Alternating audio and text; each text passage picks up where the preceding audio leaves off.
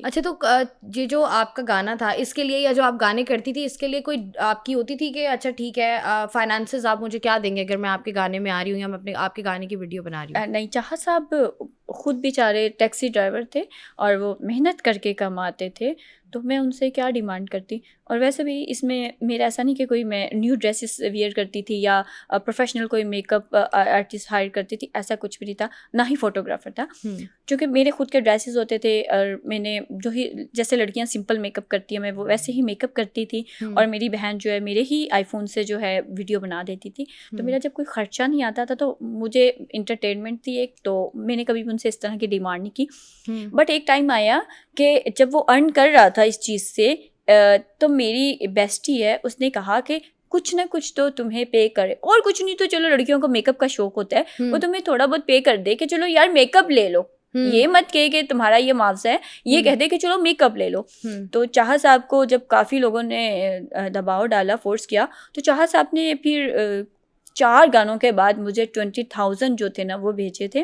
और उन्होंने कहा कि मैं हर गाने पे जो है ना वो 5,000 पे आपको जो है ना सेंड करूँगा। तो मैं हंस पड़ी, उन्होंने कहा मैं अपनी हर मॉडल को यही देता हूँ। तो मेरे लिए वो मायने नहीं रखते थे, इंटरटेनमेंट थी वो, तो इंजॉय कर रहे थे। मुझे पैसों का नहीं था कि मैं पैसे करूँगी।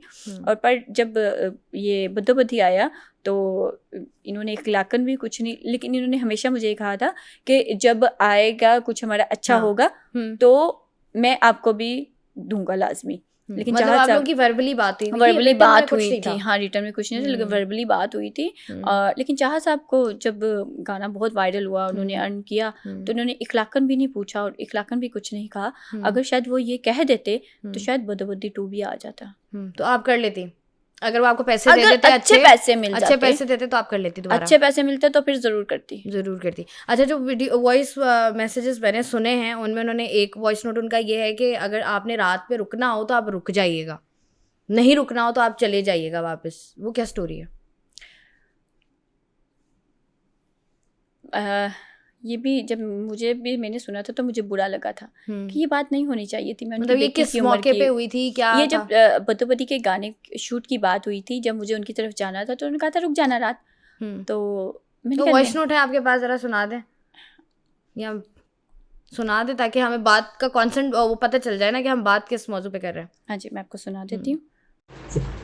जी बच्चों, किसी को साथ में लेके आइएगा प्लीज, बड़ी मेहरबानी।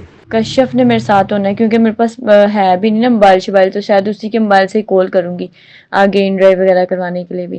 अल्लाह ने आपको इतना नाम दे दिया माशाल्लाह, उसकी कदर करें। कोई बात नहीं, कोई चीज़ बंदे की पसंद नहीं आती एक दूसरे को, उसमें कोई हर्ज नहीं है। आपके तो वैसे इतने फ्रेंड्स हैं पूरी दुनिया में माशाल्लाह, ठीक है। तो प्लीज़ ऐसे तो नाना जी लिखे, हमने इकट्ठे बैठ के खाना खाया है, इकट्ठे हम माशाल्लाह जी हंसे खेले हैं, ठीक है। नहीं काम करना कोई बात नहीं। और इतने जी मॉडल्स हैं और इतने सिंगर्स हैं माशाल्लाह। अच्छा, अल्लाह खुश रखे। अस्सलाम वालेकुम। तो ये इसकी कहानी जरा बताइएगा कि इसकी क्या कहानी थी? बद्दोबद्दी का शूट करके वो आपको कह रहे थे कि अगर आपने घर चले जाना हो तो आप चले जाइएगा, अदरवाइज आप रुक जाइएगा क्योंकि तो आप ही लाहौर में ही शूट कर रहे थे? हाँ, लाहौर में आप भी लाहौर की, वो भी लाहौर के? वो लाहौर में, उनका घर था शालीमार में, वहाँ पे हम गए थे। जब उन्होंने पहले मुझे मैसेज किया कि आप अकेली आइएगा, तो उसके बाद ये फिर था कि अगर आपने रुकना हो तो ठीक है, नहीं तो आप चली जाइएगा। जब मैंने उन्हें कहा कि बताया कि मेरी बहन जो है वो भी मेरे साथ होगी, तो फिर उन्हें पता चल गया कि इसकी बहन साथ है। उन्होंने कहा आप जाना चाहें तो चली जाइएगा। तो भाईजान, आपको लगता नहीं अगर कोई बंदा ये बात कर रहा है कि यार अगर आपने रात रुकना हो तो रुक जाइएगा, जाना हो तो चले जाइएगा, आपको लगा नहीं ये बहुत ऑफ है? बहुत ये नहीं होना चाहिए। अगर कोई बंदा बात कर रहा है नॉर्मली भी, अगर कोई बंदा आपसे इस तरह की बात करे तो आप शायद उसके मुंह पे थप्पड़ मार दो। अच्छा, मुझे जो लगा था ना, मुझे ये लगा कि शायद चाहा साहब जब हमारी तरफ आए हैं, मेहमान थे वो, वायरल होने के बाद वो पाकिस्तान पहली बार आ रहे थे, तो चूंकि मेरे तो वहमो गुमान में भी नहीं था, मैं तो उनको एक बड़ा समझ के इज्जत देती थी कि वो बड़े हैं हमारे, उनकी इज्जत करनी चाहिए, मेहमान है। तो मैंने कहा था आप हमारी तरफ आइएगा, एक्साइटेड हो गए, जैसे कहते हैं ना आप हमारी तरफ आइएगा, रुकिए। तो वो मुझे लगा कि 2-3 दिन रहेंगे, लेकिन जब वो 25 दिन रह के हमारे घर गए तो जाहिर है मेहमान जो होता है वो 2-4 दिन के लिए रहमत होता है, उसके बाद जहमत ही बन जाता है। और उन्होंने जब मुझे ये कहा तो मुझे ये भी थोड़ा पहले लगा कि उन्होंने सेंस में कहा है कि मैं आपके घर पे रुका हुआ हूँ तो आप लोग भी हमारे घर पे रुक जाएं। लेकिन जब उन्होंने ये कहा ना कि अकेली आने का, तो मुझे थोड़ा सा बुरा लगा था। आपकी बात बिल्कुल ठीक है, और कोई और होता तो शायद मैं थप्पड़ भी लगाई थी, शायद मैं उम्र का लिहाज कर गई थी। तो जब उन्होंने उम्र का लिहाज नहीं किया तो आपको नहीं लगता है कि आपको भी नहीं करना चाहिए? इज्जत से बढ़कर तो उम्र नहीं है ना। ये उनका ज़र्फ था और ये मेरा ज़र्फ था कि मैं उनका लिहाज करती आई। और लेकिन फिर मुझे लगा कि जब बहुत सी लड़कियां बोल रही हैं, हमारी कुछ एंकर्स हैं जिन्होंने कहा कि अनकंफर्टेबल फील करती हैं, तो मुझे लगा मुझे भी बोलना चाहिए कि मैंने भी अनकंफर्टेबल फील किया था।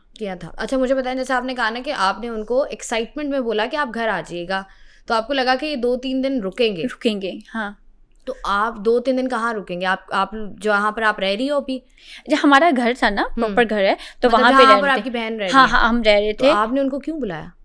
वो 2-3 दिन के लिए भी क्यों बुलाया आपने? मेहमान आए थे ना वो पाकिस्तान में, तो मर्द ही ना, मर्द और खवातीन, लड़कियां, वो भी लड़कियां।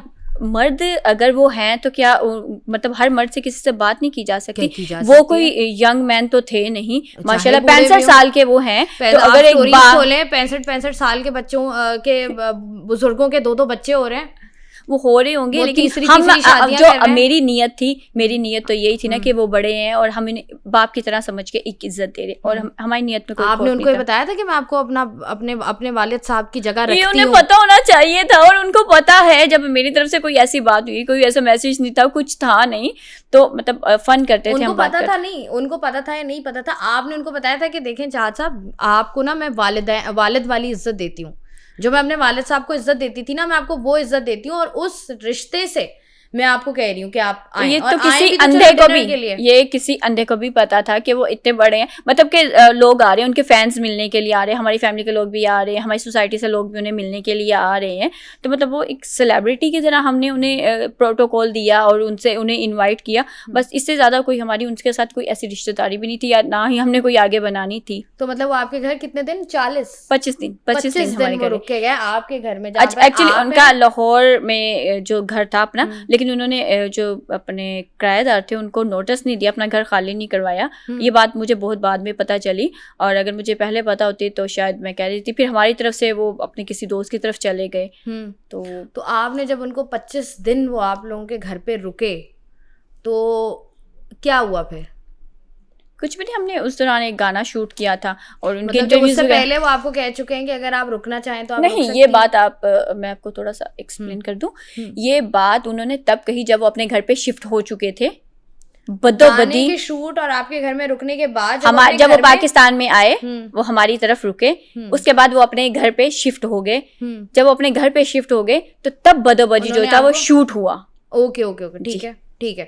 तो मुझे बताइएगा कि जब वो आपके घर पे रुके 25 दिन, तो कैसा बिहेवियर था उनका?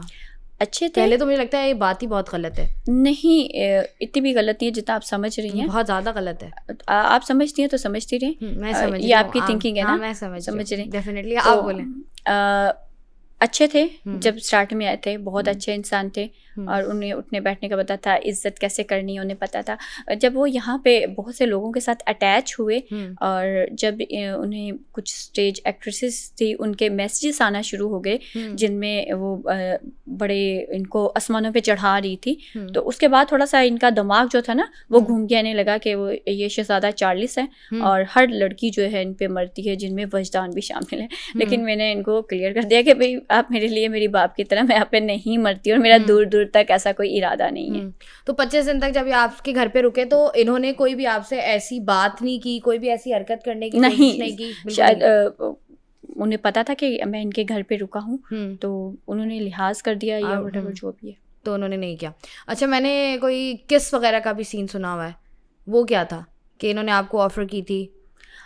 हाँ, जब बदोबदी शूट हो गया था, हम आने के लिए तैयार हो रहे थे, तो मैं बैठी हुई थी, हम डिस्कस कर रहे थे कि हमें इसकी प्रमोशन कैसे करनी है। तो मेरी बहन ज़रा थोड़ा सा वॉशरूम में थी, तो चाहा साहब ने कहा कि मैं एक छोटी सी चुम्मी ले लूँ। मुझे बहुत बुरा लगा उस वक्त। मैंने उन्हें सख्त लहजे में जवाब दिया, और ये बात मेरी बहन ने भी सुन ली, और फिर मेरी बहन ने मुझसे पूछा क्या हुआ, कुछ कह रहे थे? मैंने कहा नहीं, मैं शर्मिंदा थी उस बात पे कि इनको शर्म आनी चाहिए थी कि मैं अपनी बहन को क्या बताऊँ अब। तो लेकिन मेरी बहन कहती है मैंने सुन लिया, उसने मुझे कंफर्टेबल किया, उसने कहा कि मैंने सुन ली है ये बात। तो कहते उसने कहा कि मतलब इतना बड़ा मुंह है इनका, तो छोटी सी चुम्मी की बात कर रहे हैं, क्या कर रहे हैं ये, मतलब इसको शर्म नहीं आई, इसने कैसी बात कर रहे हैं ये। तो मैंने कहा बस ऐसा ही है। मैंने कहा नेक्स्ट हमने कोई आपने काम क्या नहीं करना। रिस्पॉन्ड किया किनको? चाहत उनको? को। हाँ। चाहत को मैंने ये कहा, मैंने कहा थोड़ी सी शर्म कर लें आप, ये बोला था मैंने उन्हें। उन्होंने क्या कहा? शर्मिंदा हो गए थे। उसके उनको शायद बाद पता, उनको हाँ उसके बाद उन्होंने कोई ऐसी बात की हो आपसे? नहीं, उसके बाद उसके बाद ऐसी कोई उन्होंने बात की। नहीं